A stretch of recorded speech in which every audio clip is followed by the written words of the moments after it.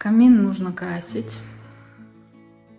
Но сначала надо нанести базу, потому что он сыпется, когда я касаюсь его рукой. Прямо слышно, как сыпется.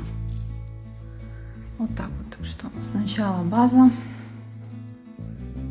потом 2 слоя краски. Защищаю камин перед покраской. Залепила на 2 кусочка маленьких скотча, потому что тут реально каминная тяга.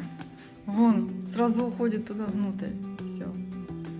Отлично, все будет держаться. Прекрасно. Вот где-то здесь только приделаю. Вот так. Супер.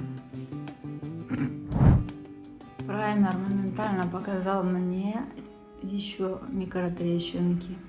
Ну, я их позакрываю. И все. То есть их даже не было видно под слоем пыли. А сейчас вот показались.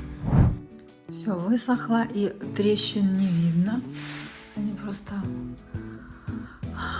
были видны, когда все было мокрым. Вот единственное вот здесь проявилось так, что я прикрыла ее, зашпаклевала. Ну все, попробуем покрасить. Первый слой успешно высох, но видна шпаклевка просвечивается, потому что очень пористая поверхность и все впиталось, но сухое, все сухое. Я прям вижу, вот, впитывалось, где прям вот это дырочки. Сейчас я побольше нанесу на этот раз, да, придется потом чистить стену. Все равно ее красить.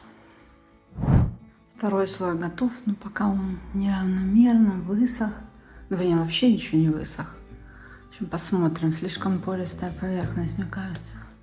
Может, придется еще 3-й. И шпаклевка видна. При том, что я ее обрабатывала. Не, ну, по сравнению с тем, что было, это вообще небо и земля.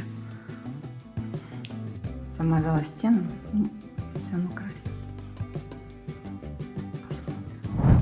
Покрасила стены, но я, правда, не красила еще потолок. Мне еще предстоит красить противоположную стену, вот там и до потолка дойдет очередь.